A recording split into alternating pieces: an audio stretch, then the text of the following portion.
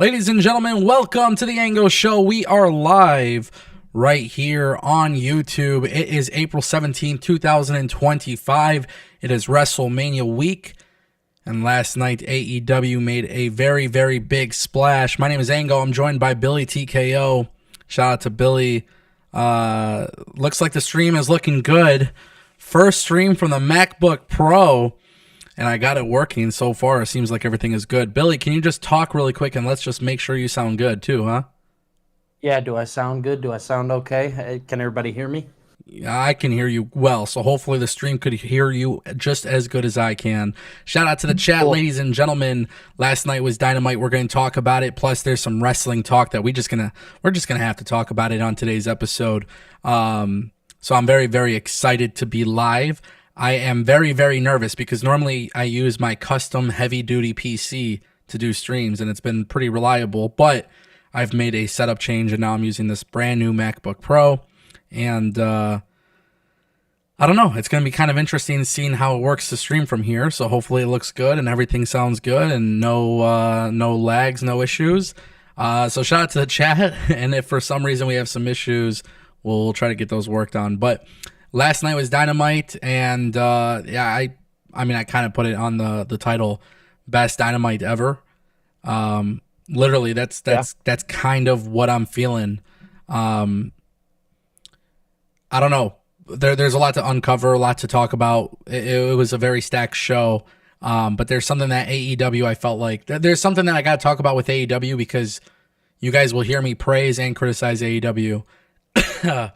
So this kind of makes me a little bit more, I'm excited for what I saw. I enjoyed it, but then, it's AEW and they're not as consistent, and we'll talk about that. But overall, yeah. Billy, what'd you think of Dynamite last night? I thought it was a good show. I thought it hit home a lot of things that it needed to hit home on. Kind of bouncing off of what you said a moment ago. The problem with AEW isn't that they can't be good, because they definitely can, and they've showed signs of being good. It's how do we follow up next week? I think that's the biggest thing, and that's kind of shitty to say. Being a watcher of enjoying a Dynamite like last night, where I naturally was pleased with everything that was going on. To ultimately have to be like, well, what does next week look like? So I guess that's my biggest concern. But overall, lot of things happened. Obviously, we've seen Josh Alexander, Mercedes Moné and Athena. That was great. Takeshita, Will Ospreay. A lot of good stuff on the show. New trios champs. Hopefully moving forwards to the death of the Death Riders. No pun intended there. But other than that, man, yeah, I thought it was a good show. Yeah, definitely. And I texted this to you. I feel like when AEW tries to be AEW, when AEW leans into being the alternative, that's when AEW is the best. And I genuinely mean that. I genuinely believe, like, when AEW leans into being the alternative, I feel like that's when they put out their best content. And last night's Dynamite, honestly, you could really make the argument it was their best episode ever. You have Josh Alexander win. He wins, not in the match, but he wins with his debut and joining Don Callis, immediately turning him heel, immediately giving him something big, despite the losing, right? And then, Athena and Mercedes. I do have some criticisms there, but that was a beautiful match. And for sure. I thought that was really good too. So, and then of course, I'm not a big fan of this Death Rider stuff, and I've been very, very vocal about that, and I'm going to continue being vocal about it. But last night was a good time for somebody who is tired of the Death Riders, and obviously Hook wasn't part of the trios, but right. We saw Powerhouse Hobbs, Samoa Joe, and Katsuyori Shibata win the trios championship belts, and I thought that was a really cool way to end the show. So ultimately, in my opinion, I felt like Dynamite was really good. But the problem with Dynamite is, what's your identity? I think AEW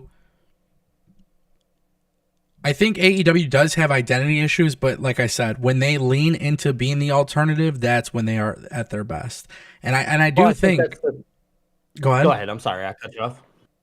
No, go ahead. No, I was just going to say, I think that alternative is their identity, and it always has been their identity. And we obviously see when they put effort into being that alternative product, that's when they succeed the most. because they don't have to be the greatest, thing on planet Earth. You know what I'm saying? We just want them to be consistent and we want them to be good. You know what I mean? So I agree with you here. When they lean into that alternative side, I genuinely think that is their identity and where they exist. And they just need to find a way to get back to that consistent level of being the alternative. When AEW does AEW, that's when they're at their best. And I think the reality is that the more that they try to be like WWE, for example, like the Death Rider storyline, I don't think it works out in their favor. But when you put out Will Ospreay and Konosuke Takeshita, when you put Athena and Mercedes, when you put Josh Alexander versus Hangman Page, those kinds of things are the things that people enjoy watching. I'm not even mad that Josh Alexander lost in his debut because of the way they did it. I'm actually happy that, hey, Josh Alexander needed something big coming into AEW. Okay, cool. You have him with Don Callis, right? So it just goes back to the vision and what is AEW's vision. And I'm really hoping sincerely for the rest of 2025. Last night's Dynamite was their strongest episode that in a long, long time. Maybe even the best episode they've ever done. But for the rest of the year, stick to that vision. Let's not try to be sports entertainment like WWE. Let WWE run that game. Be successful with your own vision, your own identity, and you could still sell out arenas. We've seen them do it in the years past, and I think with AEW, if they really do stick to that ideology, they will be fine. However, what I will say is AEW lacks consistency, and they give us some good episodes here and there, but I just need to make sure that they're consistent before I start falling into the train of, oh my God, this is the best. Mm-hmm. Exactly, and this is just a sorry to cut you for a second. This is just one of those things where it's like you got to let things play out. I see a lot of people in the chat that just they felt maybe strongly about AEW, but again, this is where you. And I'm not saying you have to be, but I think it's best to be open to things. Just as I've said before, giving AEW that other shot and, not going in with this bias of what things may be. Let them be the alternative. Let them try. Who cares? At the end of the day, you've talked about it before, Ango. They compete with your sleep. They compete with your favorite movie. They compete with so many things. So I do think it's okay to try to let somebody earn your trust back. But I digest. Ango, go ahead. I'm sorry. Well, no, I think you kind of hit it right there on the head, and it's like you have to gain people's trust back. So in order to gain wrestling fans' trust, it's by being consistent. And it's once you have that trust, it is actually really hard to break someone's trust. You would really have to fuck up, and I think AEW has done that, right? Yeah. AEW has fucked up, and we've seen that happen. And it was very detrimental to them. And with AEW in the way that they currently are, I think it was a sign of hope for me watching last night. And tonight they have Collision, which is live, which I think I would love for this to be a permanent change. I don't think that will be a permanent change, but I would love for it to be a permanent change. But if you're AEW, you just got to know what works and what doesn't. And you can't be stupid and keep going on and on and on with something that's not working. And I don't care what people on the internet are saying with the Death Rider thing. Like, people could sit here and tell me that the Death Rider storyline is fantastic, and they could try to be argumentative about it. But since the Jon Moxley title run began, I mean, we have seen a huge decrease in ticket sales. And there is a pro to that, because I do think we should respect the fact that AEW was smart enough to downsize. But listen to that crowd last night and look at how cool these venues are. It's that venue was sweet as hell. Not doing these NBA arenas, but instead going into these like music theaters. Like, I'm cool with it. I think it looks good, but we know that AEW is better than what they've been putting out. And I felt like last night was a sign of, okay, maybe Tony Khan has kind of come to the realization that, like, we got to change things a little bit. Unfortunately, and I'm going to be honest, because that's what I do here, and I know this creates a lot of animosity between me and some people, but I don't have the confidence in them. No, it's hard. It's hard after everything that's transpired and taken place, especially over, we'll just say the last 3 months. It's obviously gone on longer than that, but we'll just use the last 3 months as an example. But the last 3 months have been really rough. You know what I mean? It's been really tough to watch. It's been really tough to keep up.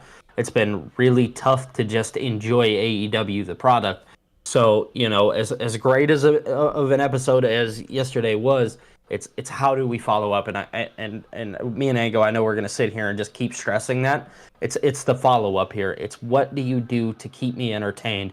How do you go into this next week? Because we've heard time and time again that, oh, this episode of AEW was great, this specific one. Well, I need each episode of AEW not to be great. They don't have to be phenomenal, but at least good. And let's at least hit home on the things that need to be hit home on. Yeah, definitely. And I think when you watch last night, I think there is some opportunity there. And I kind of want to talk about this too. But before we get into the nitty gritty, just a quick reminder, guys. I am on the road to 100,000 subscribers. So if you guys would love to support, click that subscribe button. It would genuinely mean the world. We are making strides. This channel is gaining tons of subscribers every single day. It's been a fantastic week for the channel and for TikTok. But of course, I just kind of want to put this out there. The big goal is 100,000 subscribers. I want to be able to have that silver plaque on the wall. And that's something that I'm working towards, and I'm going to continue working towards. And I genuinely just want to throw this out there. I'm super appreciative of you guys joining us every single day at 12 p.m. because the live show is becoming such a great and fun thing for me. It genuinely makes me enjoy doing this as a job. Like, I genuinely enjoy sitting here talking wrestling with Billy and talking with you guys and reading the chat. So, if you're watching this and you're not subscribed, just know that your subscription truly makes a difference, and it truly makes me excited, and I definitely appreciate that. And then, of course, super chats. You guys kill it with super chats, and they drive the conversation forward. So whether you guys agree with me, disagree with me, you want to call me out, you want to, whatever it is, drop a super chat. It guarantees that your questions or comments get read. And then, of course, when we do look at the chat, we always pay attention to the members first because they are highlighted in green with the super badge on the side of it. So just a quick shout out to our good friend Darth Bane, who is in the chat, and Todd Crow, Glenn Sullivan. I see you guys in the chat. I see your badges, and I do appreciate you guys being here. But I do want to talk about Mercedes and Athena. Yeah. The Mercedes beats Athena, and I know some people are going to be like disappointed about this, but with Mercedes beating Athena this early on, I think my original prediction is right about who's going to face Toni Storm at All In. And I do believe 100% it's going to be Chris Statlander. I think a lot of people panicked yesterday and they're like, oh my God, Athena, that's it. Like, you just did it like this. No, I think Athena screws over Mercedes in the finals, and that's going to be how we get to them at All In for the TBS championship. And then I think Chris Statlander versus Toni Storm at AEW All In, which would be a magnificent moment for Chris Statlander to go over. So for those who have kind of clicked on the panic button, maybe they didn't like the finish, two things I got to say.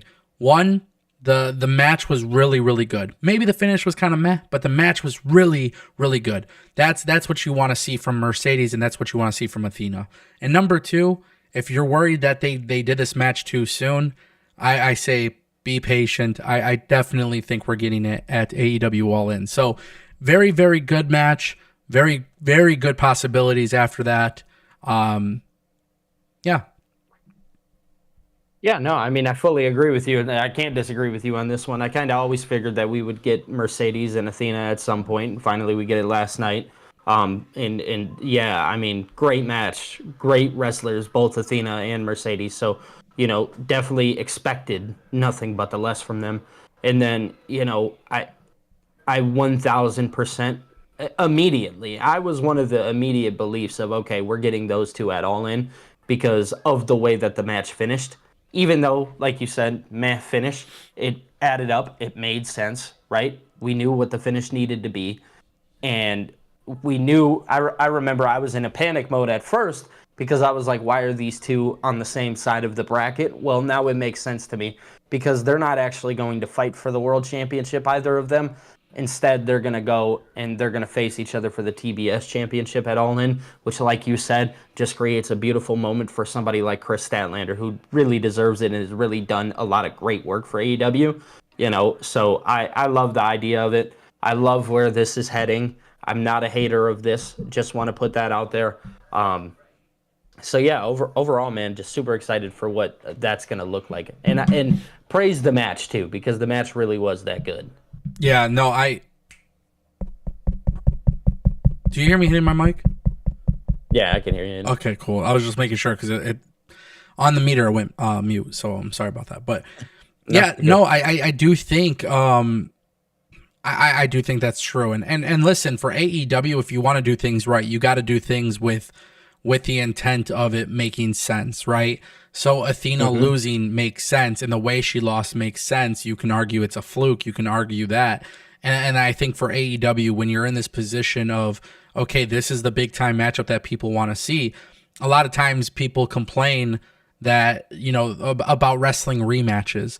But this is one of those things where it's like that match deserved to be on a bigger scale. How do we get there? For sure. I have no problem with them using this as a way to propel it. Now, if Tony Khan sees things differently and he is not building towards Mercedes versus Tony Storm, right? Like that's the way they should do it. But if he's building Tony Storm versus Mercedes, I think that's the wrong move. It is. And I think this is a way to keep the TBS championship still feeling important or as on the same level as the world championship. And Chris Statlander is an OG for AEW, so how do you go against the idea of Chris Statlander winning the belt at All In? I just don't really see that being the case. I think the wrestling fans for AEW would appreciate that. But I kind of want to talk a little bit about something even further than this match, because in particular, the thing that I'm kind of realizing about AEW is if you look at what they've done last night, there was a huge emphasis on the wrestling aspect of things. And I'm okay with that, right? Like, be the alternative, but don't do this bullshit where you're trying to be like WWE. And I feel like in the last 20 or so months, it's been very much like a hit or miss, consistent, inconsistent, whatever. But then we had this incredible match between Will Ospreay and Konosuke Takeshita. And we get a match like that. And I was very, very excited about that. These are two of my favorites in professional wrestling. Sometimes you just got to take the loss, and that's what happened with Takeshita. But I want AEW to lean more into this. I want them to lean more into this kind of product. I think when you look at Will Ospreay and Konosuke, forget about Dave Meltzer's star ratings. Let's talk about my star ratings. I'm giving that shit 10 big booms, baby. Like, and big booms. Boom, boom, boom, boom, boom, boom, boom, boom, boom. You know what I mean? Like, I'm just being honest. It was a very, very phenomenal match, but that's the kind of stuff that AEW has kind of built themselves upon. And when we have stuff like that and Athena and Mercedes, don't give me the Death Riders. I don't want the Death Riders. I don't care about the Death Riders. I was super excited when I saw that the Death Riders lost. Yeah. And that's the way I'm kind of looking at things in professional wrestling. I think if you want to be the best version of yourself, do what you do well and lean in with it. And like when you have guys like Will Ospreay, when you have guys like Konosuke, now you have Josh Alexander, you have so many great wrestlers. You have Speedball and Ricochet. Bro, do you know how easy it is for somebody to get over in AEW if they don't have character skills? Oh, very easy. But if you try to put them in positions where they are like overly done and kind of like WWE-esque, they're gonna fail. But if you set them up for success, like, hey, we're doing tournaments, we're doing these championship matches, winners actually matter. Like, make your wins and losses actually matter again. I swear to God, I know people are not gonna like that I say this, but bring back the fucking ranking system, bro. Yeah. Do it right way. Do it the right way. You have too many guys who are that good. Like, just do it. I was going to say, you just book the person the right way. Like, that's it. Whoever you want to be the highest rank, you can literally book them into that. Does that make sense? Yeah, of course it makes sense. Yeah. Simple. It's not hard. I don't know, man. I don't know. Like you said, AEW truthfully has, and I'm not going to say that they're all the best, but they have some of the best wrestlers in the world, right? Utilize that to your advantage. I'm not expecting Will Ospreay to go out there and be the greatest character of all time, just because Tony has showed me that that's not what he does. That's fine. But I know that Will Ospreay, in my personal opinion, is the greatest wrestler in the world. In my personal opinion, right? You think? Wait, say that again. You And think Will Ospreay is the greatest wrestler in the world? in my personal opinion, yeah. Oh, okay, cool. Yeah. And I just have to preface by saying, like, let them go out there and let them be great. That's it. You know, they don't have to do too much. They don't have to do too little. Just do what you did last night. Recreate that again next week. How's that sound? Yeah, that's my concern with AEW, and that's where I get the most heat with AEW, because we know that AEW can do good stuff like this, but it's just they don't do it consistently, and that's my big fear. And I think Collision will be great tonight, and I'm sure they have some tricks up their sleeve for tonight with Collision, but you know, with AEW, it's always been a matter of consistency. It's never been a matter of can you do it or can you not do it. You know, and the thing is, what I'm realizing with Pete Rocks, and I'm gonna show some love to Pete Rocks here, because he says you can't create perfect shows weekly. The thing is, nobody's expecting perfection, but I'm glad you said this, because it's the same thing I say with WWE and AEW. Nobody's expecting you to be perfect. However, with AEW, it's not a matter of being good or bad and perfect. It's a matter of can you be consistently attached to your vision. WWE, for example, their vision is very clear, long-term storytelling. We are a storytelling product, and we're going to tell stories, and there's going to be all these little things that happen, and you got to pay attention to it, because in the long run, it matters. That's the WWE vision. Whether you like it or not, I don't really care. That's not the point of the conversation. Is the point of the conversation is we know WWE's identity is to be storytelling first. With AEW, sometimes it's, hey, we're storytellers. Sometimes it's, we're the best wrestlers in the ring. Sometimes it's, we got the corny and cringy gimmicks too. And like, no, you have really good wrestlers, and you don't really have the great stories, the great characters, right? But that's fine. You don't need that. We're not saying you need that. Even though that's the way I like to watch wrestling, I'm not saying you need that. But don't give me a little bit of this and a little bit of that. Just go all in on your vision, because what's leading to your inconsistency with AEW is the fact that we're not asking for perfect. We're not asking for perfection. What I'm asking for is keep me hooked in. So every week we should be seeing talents evolve through their in-ring skills. We should see them climb the ranks because of the fact that they're winning or losing matches. We've gotten to the point with AEW where wins and losses no longer matter. Mm-hmm. Storytelling is inconsistent. Sometimes it's good, sometimes it's bad, sometimes they, you know. So the thing is, if you really, really want to be successful for AEW, and this is some free sauce for Tony Khan, if you really want to be successful in your own realm as the alternative, give us the death matches, give us tournaments, make power rankings matter, make wins and losses matter. Don't focus so much on the story. Don't focus so much on the story. The story is the chase. The chase is, hey, I won a match, and I'm coming for the title. Treat it like an actual sport, like you were before, because that's when AEW was at its best. You want to throw in a little bit of those subtle, you know, stories and characters, that's fine. But don't be giving us none of that bullshit when it comes to... Don't be giving none of us that bullshit of like, hey, we're going to be Death Riders taking over the company type bullshit. No. Mm-hmm. Don't do that. You can't do it. The angle doesn't work. Samoa Joe choked out Jon Moxley. The crowd erupted. Somebody told me, well, it's because Jon Moxley for months and months had heat. No, that's a cop-out. People are fucking tired of the trios championships being held hostage. People are tired of the Death Riders fucking everything up. I'm sorry. The Death Rider thing just doesn't work. It sucks. What did it do last night? It made me think, okay, congratulations. You guys finally made the right choice. But yeah, I still stand by my opinion. The trios title should be going away.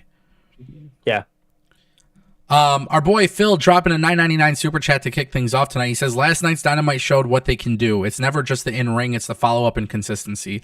Josh Alexander may have lost, but the way they followed up afterwards was great. Yeah, and that's why you're not going to hear me talk shit about Josh Alexander losing, right?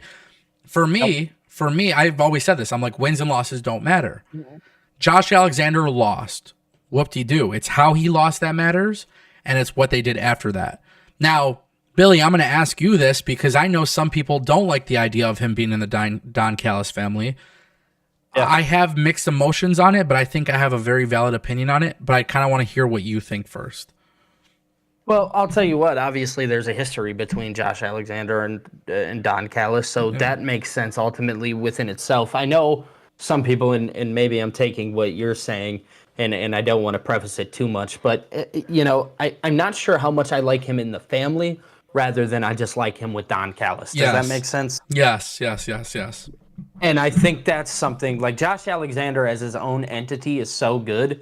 And he doesn't necessarily need like this group of people, but to have a person like Don Callis to back him up, almost like Don Callis did with Kenny Omega for so long, right? Yep. Just following that formula, and maybe they do choose to go that route later down the line. I still do like it for what it is, just the fact that he's paired with Don Callis, but I don't think he has to be a part of the family and rather just be his own entity. That's my exact same sentiment. I think what I would like to see them do is Don Callis is kind of like a Paul Heyman guy with multiple different partners, and I don't really need to see them in group matches, faction matches. I don't want to really see it as a faction. I want to see Josh Alexander is associated with Don Callis. I want to see Kyle Fletcher being associated with Don Callis. I don't really want to see interactions between the two. I don't want to see Don Callis' family coming out with Josh Alexander and he's doing the dirty work. I want Don Callis to be accompanying Josh Alexander on singles matches, and that's what I think would work. And when you look at Phil's super chat, it's like, he said, he kind of echoes the same thing that we say. It's never just the in-ring, it's the follow-up and consistency. So for Josh Alexander, yeah, we saw him turn heel, but I don't want this to be a thing where next week he's standing with all the Don Callis guys and that's their group. That's not what I want to see. I don't think he'll shine or stand out on his own. But if you have Josh Alexander come out with Don Callis, maybe even tonight for Collision for a match or something like that, like I would be happy with that. I would be cool with that.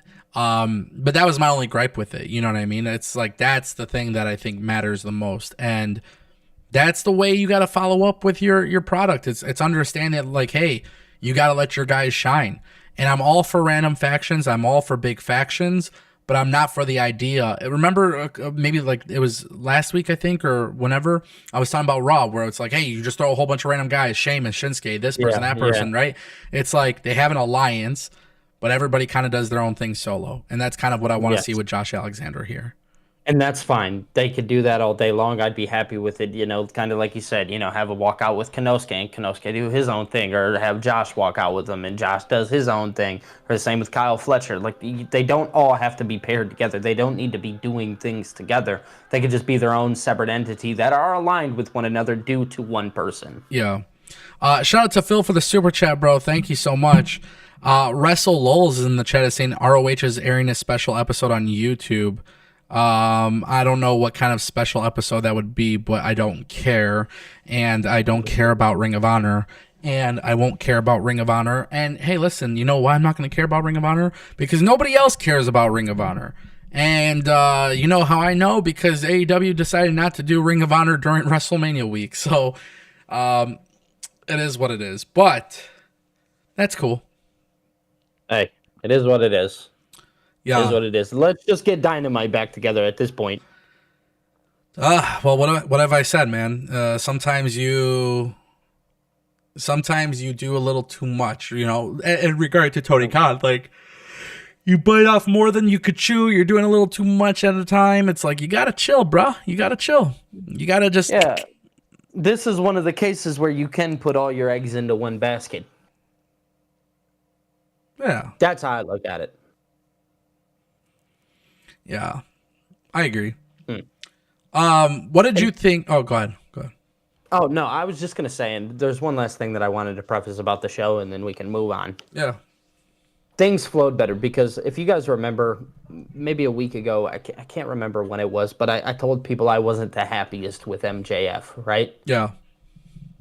How good that show was made me think, oh, man, this is the MJF that I like, and it's because of how well the show flowed together. I don't know how to describe it necessarily, because MJF, he just did the same thing that he's been doing, and he's just been MJF, but because of the show being so good, I enjoyed what MJF was doing more. Does that make sense? Mm-hmm.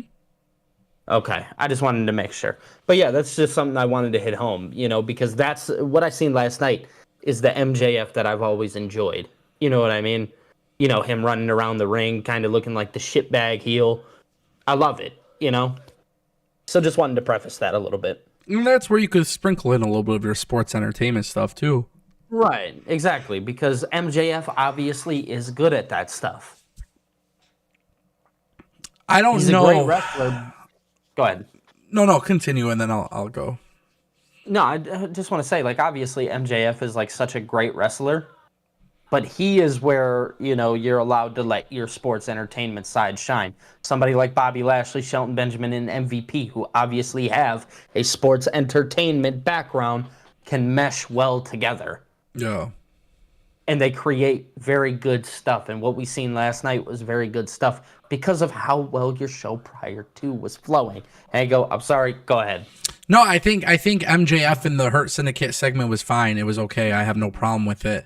I'm really tired of the MJF and Hurt Syndicate stuff though. Are you? Yeah. It goes back to what I was saying last week. This shit makes me yawn. My bad. No, I'm kidding. But in all seriousness, I just feel like MJF. There's just still so much better ways to utilize him. And when you look at a company that has Hangman and Will Ospreay and all of these great talents and Kenny and there's just so many other feuds or other stories I would have with MJF. And that helps. And I think it also helped not having Chris Jericho on the show.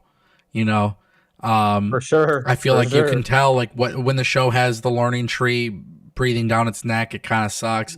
When they have the Death Riders thing, really just and I think that's part of the reason why Dynamite was so good was you just did you let the things that are good shine. Yeah.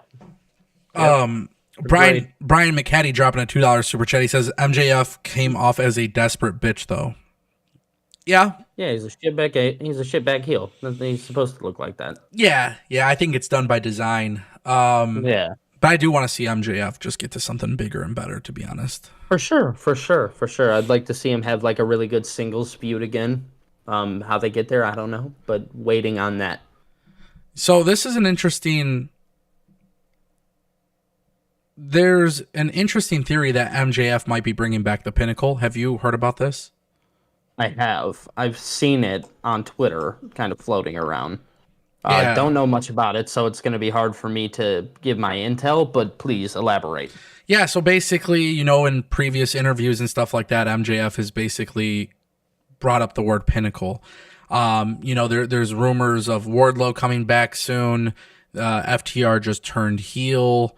I'm not really a big fan of this Hurt Syndicate story with MJF, but I would be a very big fan of the Pinnacle coming back.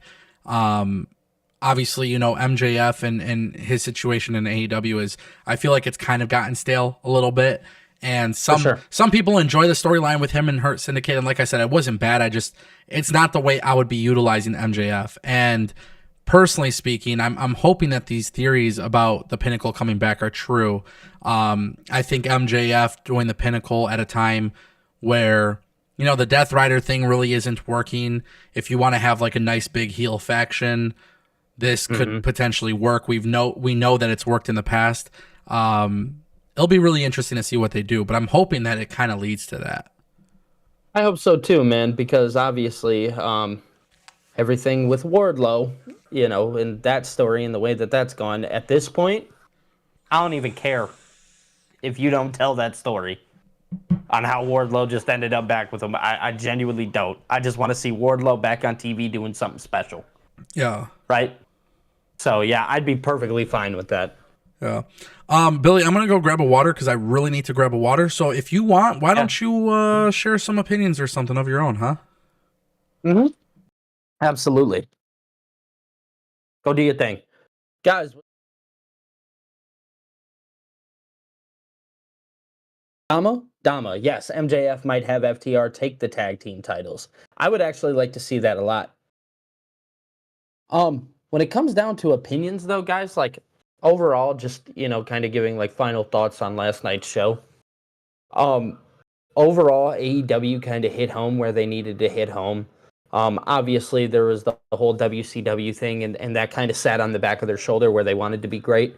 But overall, they did a really good job. And I just hope, and my hope is that we find consistency through this, going forward. And this isn't just like a one-off thing. I'm hoping that we can now find consistency to press ourselves into a new direction with AEW that isn't just, 1 week is okay, the next week's horrible, the next 2 weeks are horrible, third week's great.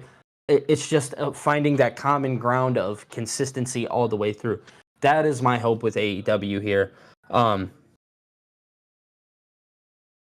Yeah, no, Phil, I actually 1000% agree. I believe that FTR, if they win the tag team titles, you could still do Cope and Christian there. So I would love to see it. I agree. Yeah.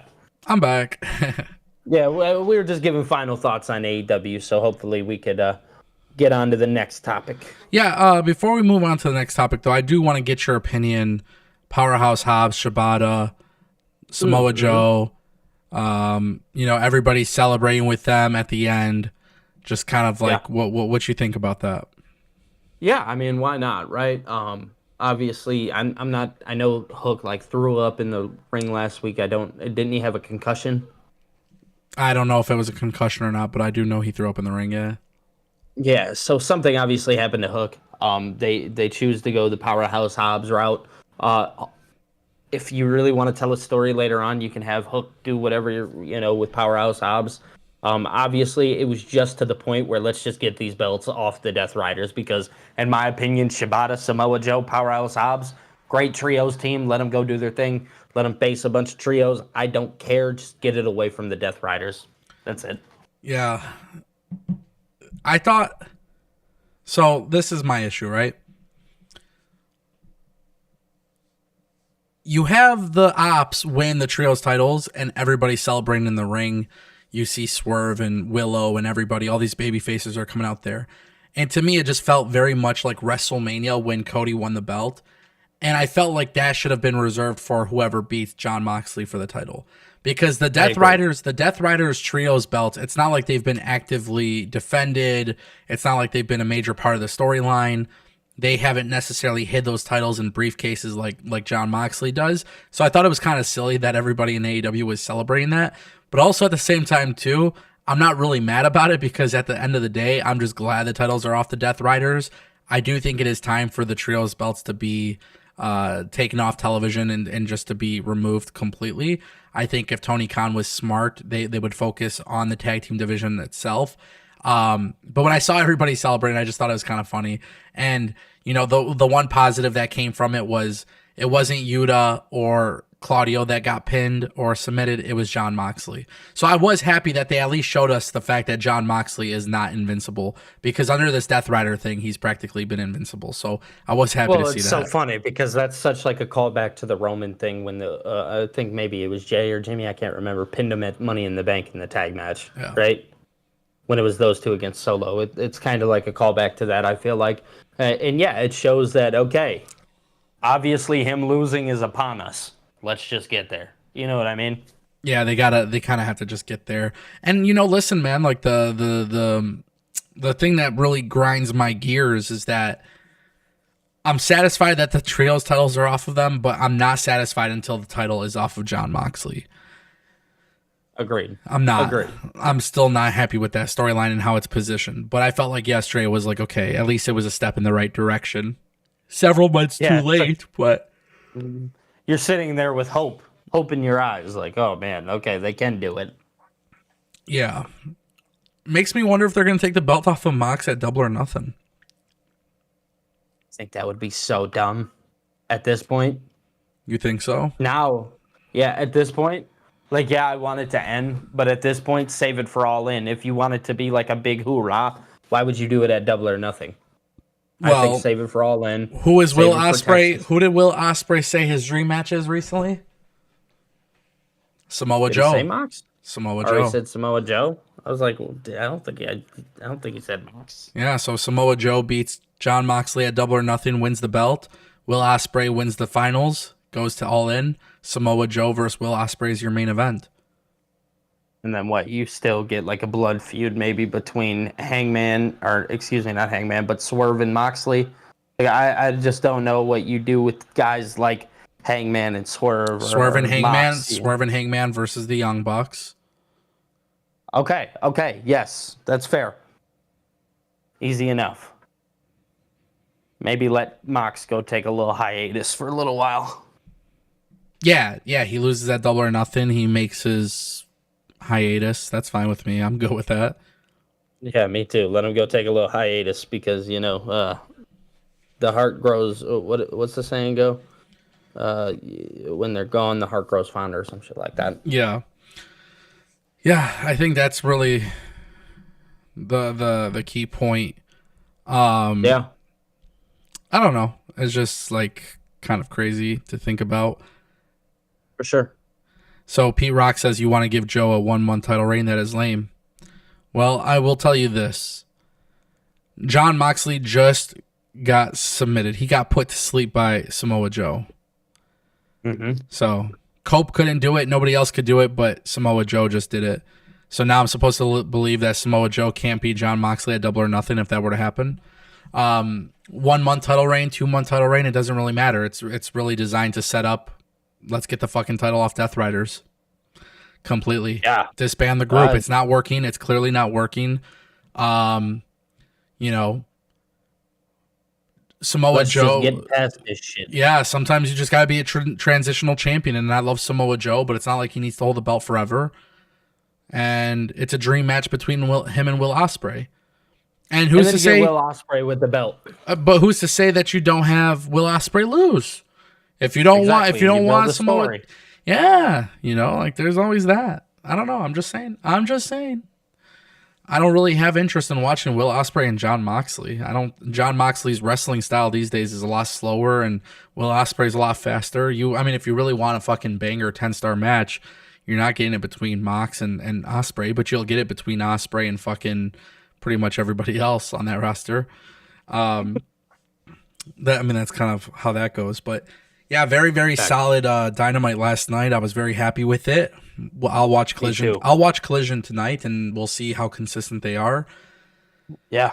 Don't know what to expect, but we'll see. I like the fact that it's live on a Thursday night, and then obviously we got TNA tonight, so I'll watch that.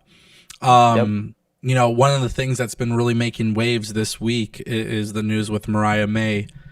And we haven't really talked about it on air, but maybe we can now. Yeah, so I think now would be a kind of good time to talk about it. There's this story that's coming out, and Mariah May apparently had requested her release from the company. People are saying that's not necessarily confirmed to be true. Dave Meltzer comes out today and says at AEW Revolution, it was said that she went to AEW and said that she doesn't plan to re-sign with them, and that's the reason why they stopped booking her. And they decided that they were going to finish the trilogy at Revolution. Thoughts on that? Mm-hmm. I mean, okay, here's the thing. I'm not the news breaker. That's not what I do. I watch wrestling and I just, make videos every here and there. But the real side of this is the only people who truly know are Mariah and Tony. Now, under the circumstance that this did happen, right? And under the circumstance that Mariah May has pushed for this, there's obviously a reason. What that reason is, we don't know. We can believe, my belief would be that Tony genuinely had nothing for her to do after this, right? So, okay, that's a problem on Tony's end. Now, if it's a circumstance where, hey, I just want to go to WWE, fine, that's cool too. But at the end of the day, people are contractually obligated to do things.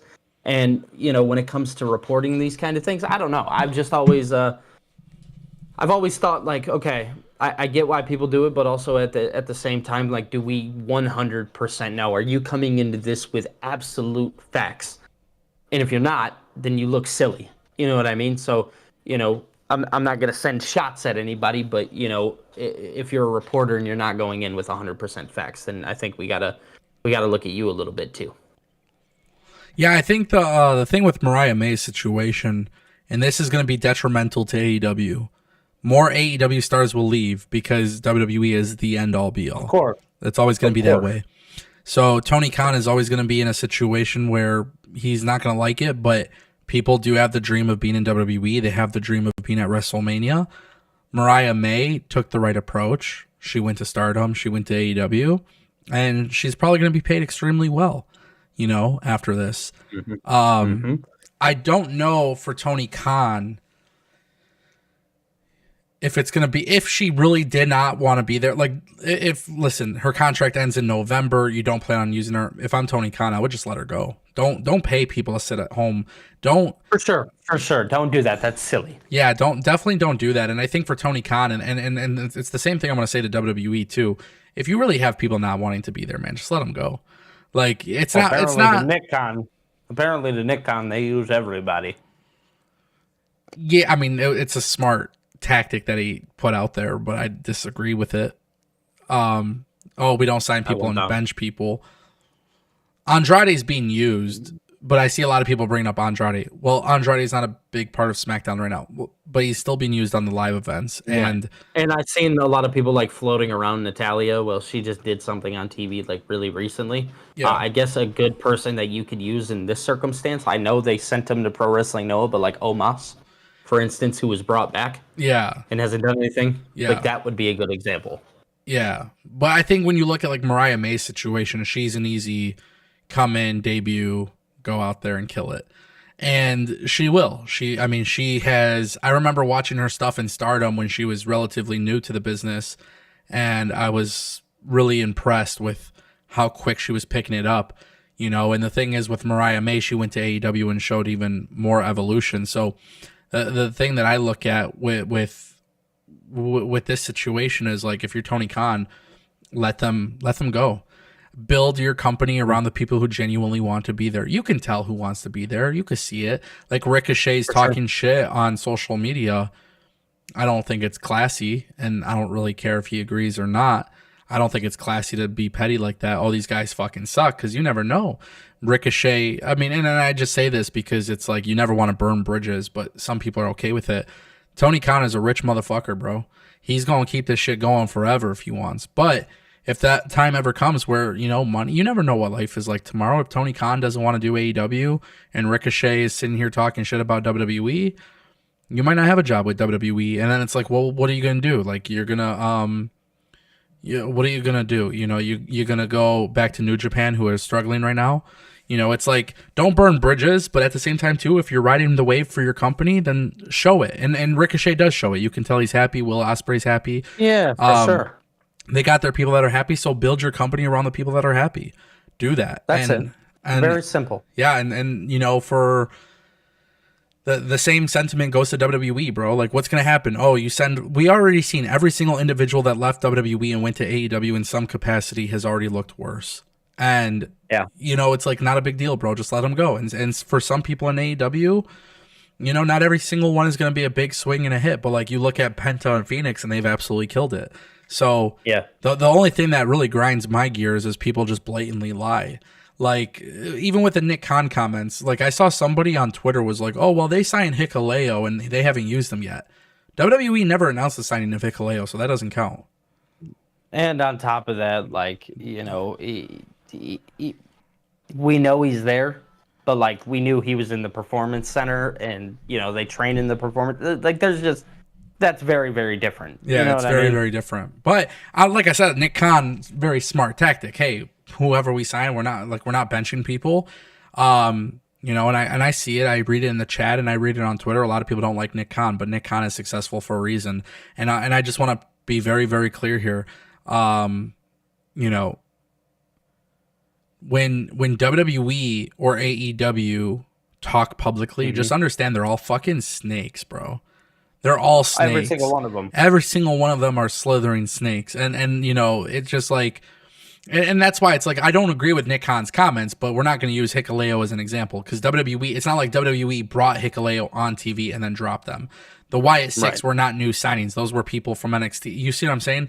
But like, if you look at NXT, they brought in Ricky and Ethan Page, and the way they did it, Sean Spears, all those guys, like they came in. How Alexis King, if I was a person in AEW, how do I not look at that and say, damn, I kind of want the same thing? Yeah, exactly. You know? You go over there, you get really good character development, you go through the system, you end up on the main roster. Now, obviously Cody Rhodes is like a perfect example of what can happen. You know what I mean? If you're that good, right? Yeah, So it's exactly. just, I can't imagine people in AEW are not looking at that and being like, oh man, or Jade Cargill, looking and being like, oh my God, like I want that. Yeah. And I think Mariah May is somebody who, God bless her, because I know I know that like the fan base is going to turn on her after they've been singing praises for her every day. For sure, of course. And Of and, course, and especially if she does that. yeah, that's tough. That's a tough Yeah. situation because that's where I hate the tribalism, and that's the thing I'll say like with She AEW was good in fans. it, and that is shitty because she's been so good in AEW and has done wonders in AEW, right? And you've seen a lot of growth from her in AEW, and you obviously know with whatever she does, she has a future in it. And just the the tribalistic part of it is just super shitty because like, dude, she's gonna be great wherever she goes. Yeah, No matter now that she has the experience that she does, she's always going to be fantastic. And like you said, people are just going to turn to turn. At the end of the day, it's tribalism. It sucks. If people want to go be happy elsewhere, I talked about it in a video or yesterday. With the Josh Alexander thing. Him showing up in AEW. I know. Maybe some WWE fans hated it. AEW fans loved it. Whatever. At the end of the day, this is like the idea of like having a healthy wrestling system, so many different companies that people can choose from, and a lot of people can feed their families. At the end of the day, that's most important. yeah. So For the tribalistic shit, fucking go ahead. Yeah, no, and I think Pete in the chat loves getting my attention with this kind of bullshit, so it's kind of fun to call out Pete. But Pete says, Yeah. "How is that MCMG signing looking? Can't even make the Mania card." So it's like, bro, if we're really gonna sit here and talk, what I would rather have you do instead of addressing you in the chat, because I know you be trolling and shit, and I don't like to take you serious, but I know other people read your shit and they may not realize that you're a troll. But like, if we're gonna throw out examples, then let's actually make sure they're great examples. MCMG won the tag team title belts. They've been killing it on the main roster ever since they came in. They're actually utilized. Like, I don't know, man. Like, I think you got to give me a better example than that if you're gonna troll, because it's if we're gonna sit here and say WWE bad, AEW bad, that's completely fine. But let's not be fucking dumb. And I'm gonna say that. Let's be real, right? Whatever you want to say to try to diminish a company, AEW or WWE, come with the facts, come with like realistic shit, because Yeah. that's gonna make all the difference in the world. It's like you're throwing out the excuse, oh, he's been on Speed. Well, brother, Speed gets paid more money than Rampage. Like Rampage, Speed gets paid more money than Rampage got for being on fucking TNT. So like so many people have been on Speed, by the way. Like the War Raiders. Who Yeah. was it? Ivar. Was it Yeah. Ivar? Ivar was on Speed. Ricochet, your favorite, probably was on Speed. Yeah, Like, I don't know, man. You got to come with good examples. People saying, oh, so and so being used on Speed or so and so being used on Main Event is like burial or some shit, but like that's just such a crock of shit. And we're not doing that, bro. And Pete Rocks, just for the sake of having a fun conversation, I think that the best thing to do is if you have a microphone and a webcam, next Wednesday you're invited to the channel, because I want to know if you're actually trolling or if you're being serious. But if you're being serious, I can't wait to debate with you. And that's how fun this Ango show is. I'm not looking to bring fucking massive YouTubers on here. I want to talk to the people. So you want to keep trolling? Okay, that's up to you. You have a phone? Pete Rocks, do you have a phone? Your phone works. Yeah, I let you join us. I send you a link. You join in. You talk, and we'll hear you out. But we're not gonna sit here and make up stuff just to propel an argument, because that's dumb. That's wasteful. Phil dropping a $4.99. He says, with so many people being brought back and wanting to go to WWE, something's gonna have to give. Cuts will be made, and that's the nature of the business. It is. I don't agree with it. I don't like it, but that's the business, and that's going to happen. And listen, if you're not thriving in your job, if you're not killing it in your job, if you cannot provide value to your job, you're not going to keep your job. This is the harsh reality. Everybody wants free fucking handouts. That's the problem. Everybody wants free handouts, and everybody thinks they're owed something by being signed to AEW or WWE. And let me make that very clear. With AEW and WWE, nothing is owed, and that's why I'm such a big proponent of if nothing is owed and you're not being utilized and you don't want to be there, get cut. If I'm AEW, who gives a fuck about where they sign, what they do next? It's no longer your problem. It's not their responsibility. At the end of the day, Tony Khan and Triple H's responsibility is to make sure that the people that want to be there, that are there, are being utilized and their shows are good. And if you have people that you're not going to utilize, then don't utilize them and let them go. Or if you have a little bit of a down period where, hey, right now we don't have creative plans for you, but we still very much want to use you, then at that point in time, you use them. But I think, like Phil said in the super chat, like something has to give. That's the nature of the business. A lot of people want to complain about roster cuts and this and that and blah, blah, blah. You motherfuckers don't be living in the real world, because I'm telling you right now, when I was a boss, if somebody came into work and they weren't doing their job good, guess what? You're getting cut. There you go. And it sucks. It fucking sucks having to fire people. I've had to fire people. And the thing is, you're changing their fucking lives because now they have to go look for another job. But here's the thing, at the same time, too, in a world where this happens for, by the way, these guys get paid hundreds of thousands, maybe even more, to be on TV and to be a wrestler. They're going to be just fine if they're smart with their finances. But if they get paid by WWE and AEW and their first thing is, let me go buy 20 Rolexes, let me go buy a whole bunch of cars and this and that, like there's some fucking rap star, pop star type shit, they're not on that level, then that's their fault. But at the end of the day, I'm not going to sit here and advocate for people to lose their jobs. But what I will sit there and say is AEW and WWE doing releases, it's not that big of a fucking deal. This happens to everyday people who make way less money, and nobody ever fucking says anything about it. And that's the one thing I will say. I'm not here to defend WWE when they do releases, but I understand why, because it's business. Now, what I propose is, hey, if you're going to bring in people, I would be looking at the people who don't want to be there. Just because WWE's on fire doesn't mean that there's people backstage who don't want to leave. Unless everybody's happy, which I don't believe for a second, because no job has 100% happiness rate. But like, if there's people there that aren't happy and they're not being used, hey man, let them go. Let them go. Right. And if they're that good, then AEW will pick them up. And the good news is, for AEW, pick them up and utilize them, right? But if you're in a situation like Miro and Malachi and all those guys were held on so damn long, for what reason, bro? It made no sense. No, you're absolutely right. It made no sense. Absolutely. Shout out to Phil for the super chat. I think that's the perfect way to end today's stream. It's 12:59, 1 o'clock. Tomorrow, WrestleMania predictions. Billy, are you doing a Collision watch along tonight? You know what? There is a chance that I might. I'm not 100% sure, because I have parent-teacher conferences tonight with my stepdaughter. So I don't know if I'll make it, but family comes first. Attaboy. Ladies and gentlemen, that was our AEW Dynamite show. And good stuff. Shout out to everybody for coming through. Shout out to everybody for the super chats. Brian McCaddy, Phil, thank you guys. We'll be back tomorrow. WrestleMania 41 predictions. You're not going to want to miss it. Trust me, it's going to be an absolute fucking banger.